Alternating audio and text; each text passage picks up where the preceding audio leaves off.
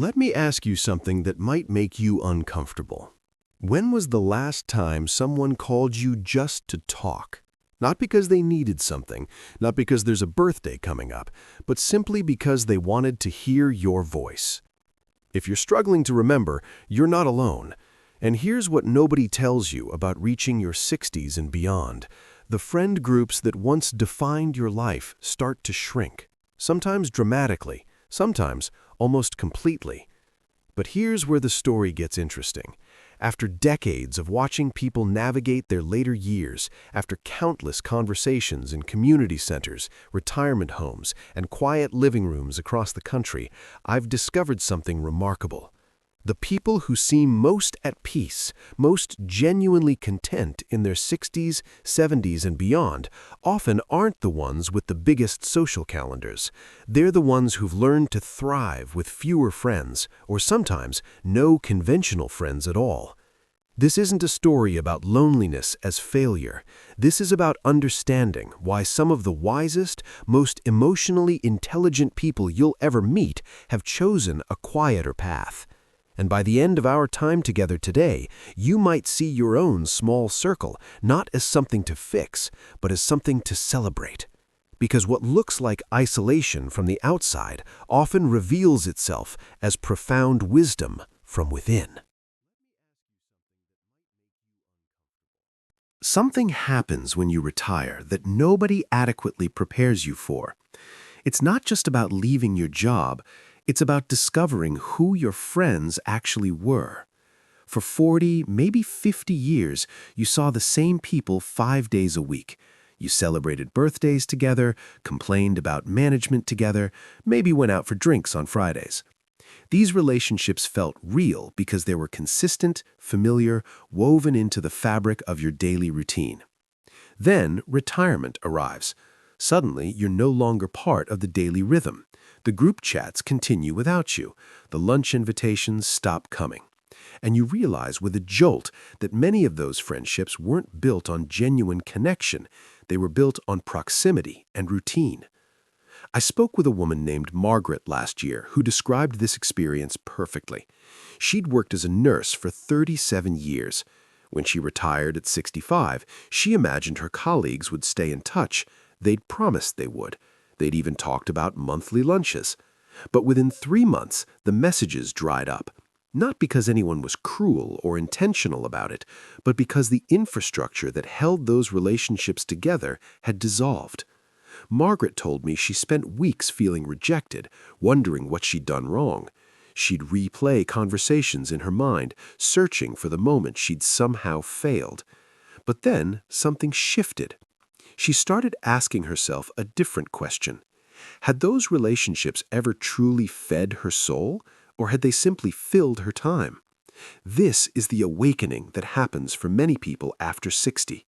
You start distinguishing between companionship and connection. Companionship is pleasant.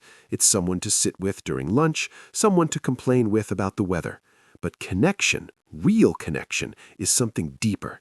It's being seen, understood, valued for who you actually are, not just the role you play. And here's what becomes clear. Genuine connection is rare, far rarer than we pretend it is. Most people spend their entire lives surrounded by companions while secretly feeling profoundly alone. But when you reach your 60s and your social circle naturally contracts, you're forced to confront this truth. You can't hide behind busyness anymore. You can't confuse activity with intimacy. Which brings us to the first remarkable trait that emerges when you stop chasing friendship for its own sake: radical authenticity. And I use the word radical deliberately because what I'm talking about goes far beyond simply being honest. I'm talking about living so completely aligned with your values that you'd rather face silence than compromise who you are. Think about how much energy you've spent in your life adjusting yourself for others, laughing at jokes you didn't find funny, agreeing with opinions you didn't share, attending events you dreaded, staying quiet when something bothered you, all to keep the peace, all to maintain relationships that, if we're honest, probably weren't serving you anyway. There's a gentleman I know named Robert who spent his entire career in corporate finance. He was good at it, successful by conventional measures, but he'd always felt like he was performing. At work, he had to be the confident decision-maker.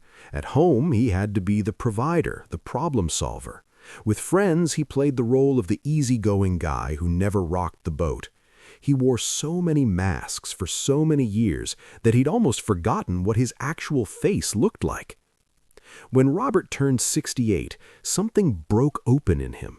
Not a crisis, but a clarity. He started saying no to things that didn't interest him. He stopped pretending to care about golf when he'd always preferred reading. He began expressing opinions he'd kept quiet for decades. Some people in his life didn't like this new version of Robert.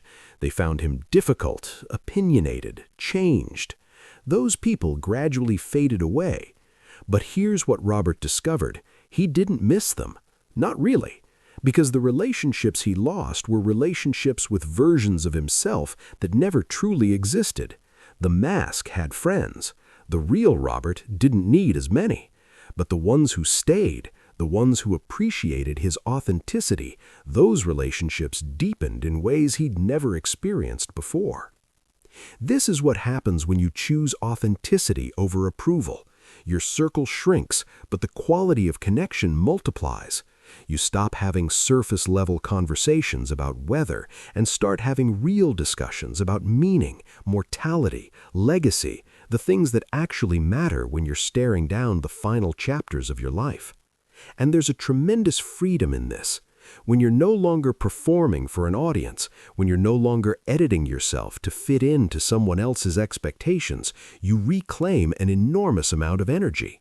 Energy you can redirect toward things that genuinely matter to you, whether that's creative pursuits, spiritual exploration, learning new skills, or simply sitting quietly with your own thoughts without feeling like you're wasting time.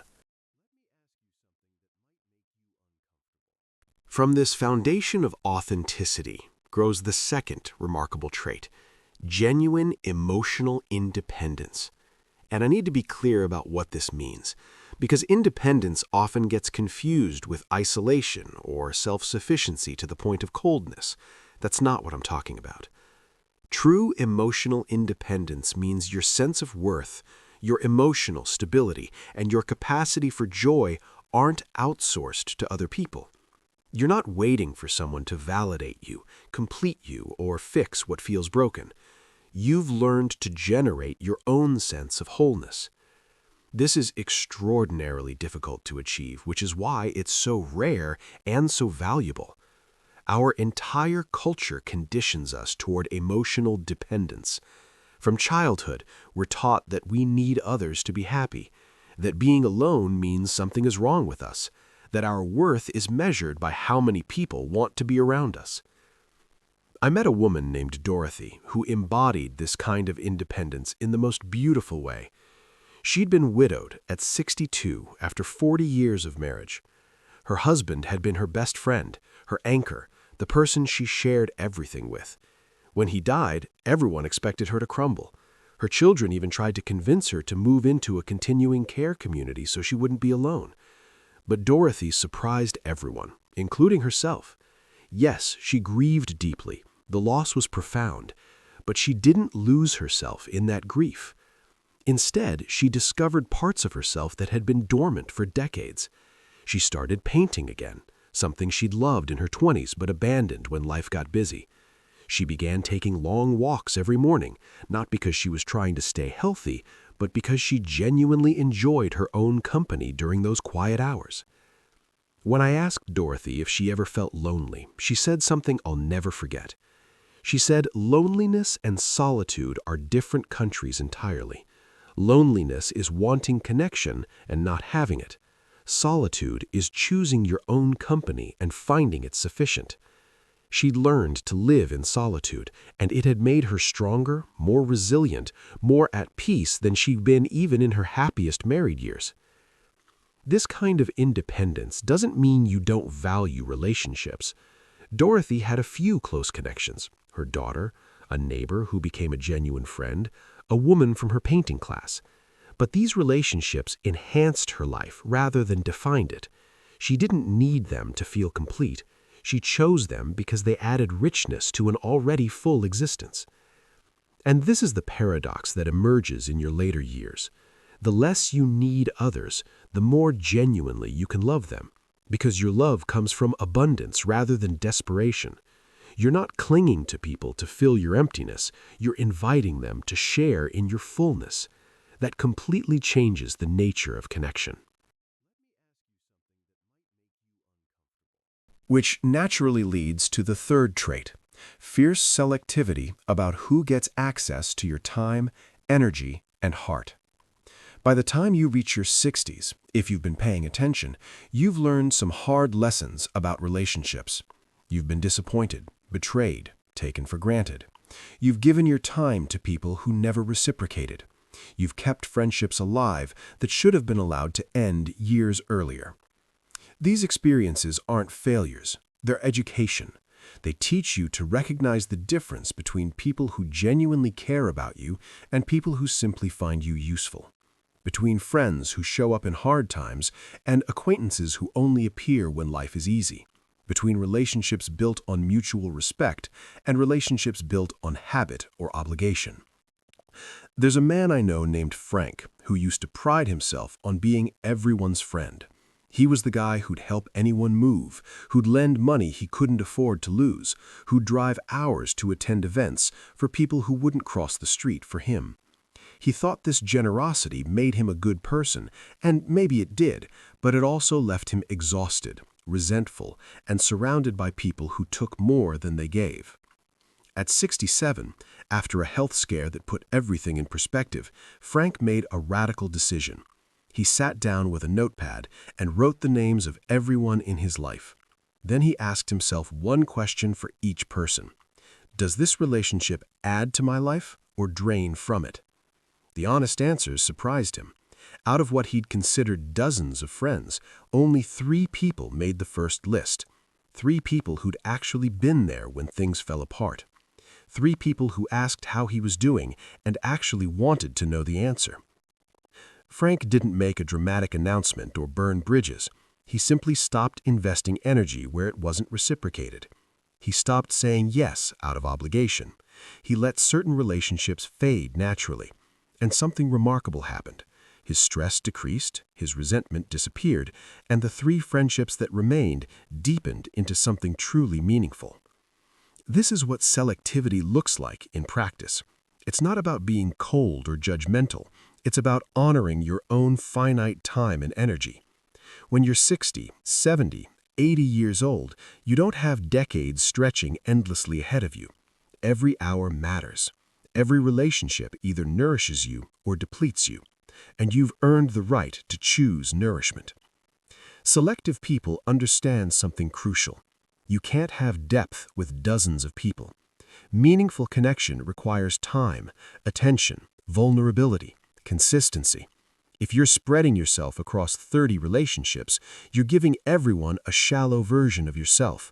But if you focus on 3 or 4 genuine connections, you can go deep. You can be truly known and truly knowing. The fourth trait that emerges from fewer friends is perhaps the most transformative: deep introspection. When you spend significant time alone, you're forced to develop a relationship with your own mind, your own history, your own inner landscape. And this internal relationship becomes the foundation for wisdom. Most people spend their entire lives running from themselves. They fill every moment with noise, distraction, activity, other people, because sitting quietly with their own thoughts feels uncomfortable, even frightening. All the regrets, the disappointments, the questions about meaning and purpose, these things surface in silence, and it's easier to avoid silence than to face them. But people who've learned to embrace solitude approach this differently. They've discovered that introspection isn't punishment, it's revelation. When you spend time examining your own thoughts, patterns, and reactions, you develop a level of self-understanding that simply isn't possible when you're constantly externally focused. I think of a woman named Patricia who kept journals for over 40 years. After retiring from teaching, she went back and read through them, decades of her own life captured in her own words. She told me it was like having a conversation with every version of herself she'd ever been. The anxious young mother, the ambitious professional, the woman navigating divorce, the grandmother discovering new purpose. Reading those journals helped her understand the patterns that had shaped her life, the fears that had held her back, the moments of courage she'd forgotten about. This kind of introspection creates emotional intelligence that's rare and valuable. You start recognizing your triggers before they control you. You understand why certain situations make you anxious or angry. You notice when you're projecting your own issues onto others. You develop compassion for yourself, and through that, genuine compassion for others. Introspective people also tend to be better listeners, more thoughtful responders, less reactive in conflicts. Because they've spent so much time examining their own inner world, they're curious about others' inner worlds too. They ask better questions. They remember what matters. They create space for genuine conversation rather than just waiting for their turn to talk. And perhaps most importantly, introspection allows you to make peace with your past. All those mistakes, regrets, roads not taken, they don't disappear, but they transform from sources of shame into sources of wisdom. You understand that everything you've experienced, even the painful parts, especially the painful parts, has shaped who you are now. And when you can look back on your life with compassion rather than judgment, you free yourself to move forward with clarity.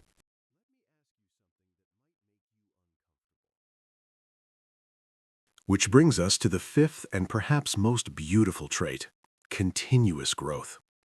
People who thrive with few friends never stop evolving, learning, deepening. While others might become rigid or bitter in their later years, these individuals remain curious, open, engaged with life in ways that inspire everyone around them. Growth after 60 looks different than growth in your 20s or 30s. You're not climbing career ladders or building families. You're refining wisdom, deepening understanding, discovering new dimensions of yourself that couldn't emerge when life was so busy and loud. You're like a fine wine that's had time to mature, develop complexity, reveal notes of flavor that simply weren't there in youth. I think of a man named Thomas who discovered meditation at 73. His whole life he'd been a doer, a fixer, someone who measured worth by productivity. Retirement felt like death to him initially, because without work, without constant activity, who was he? But a chance encounter with a book on mindfulness changed everything. He started sitting quietly for 20 minutes each morning, just breathing, just being. Thomas told me that meditation revealed a part of himself he'd never known existed, a quiet observer who could watch thoughts and emotions without being controlled by them, a peaceful presence that didn't need to prove anything or achieve anything. He described it as meeting himself for the first time at an age when most people think they're finished becoming.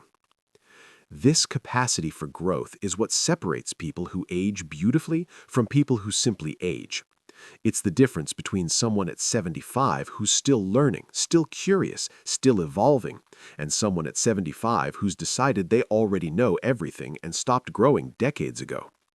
And here's something crucial. Growth doesn't require other people. In fact, some of the deepest growth happens in solitude. When you're alone, you can explore ideas without worrying about others' judgment. You can change your mind without having to defend your old position. You can experiment with new ways of being without an audience critiquing your performance. People who embrace this kind of growth often develop what I call quiet magnetism. They don't need to be the loudest voice in the room because they've developed depth that speaks for itself. When they do engage with others, they bring presence, wisdom, genuine interest. They've become the kind of people others seek out, not because they're entertaining or impressive, but because they're real. So, if you're someone in your 60s or beyond who looks around and sees a smaller circle than you once had, I want you to consider a different narrative than the one our culture offers. Maybe your few friends or your solitude isn't evidence of failure. Maybe it's evidence of growth, wisdom, authenticity, and courage. Maybe you've simply outgrown the need to collect relationships like trophies. Maybe you've discovered that 3 genuine connections nourish you more than 30 superficial ones ever could. Maybe you've learned to generate your own peace rather than seeking it in others' approval. Maybe you've become the kind of person who no longer needs constant company because you've finally made peace with the most important companion you'll ever have, yourself. That's not loneliness, that's liberation, and it's a gift that only comes with time, experience, and the courage to walk your own path, even when the world tells you you're doing it wrong.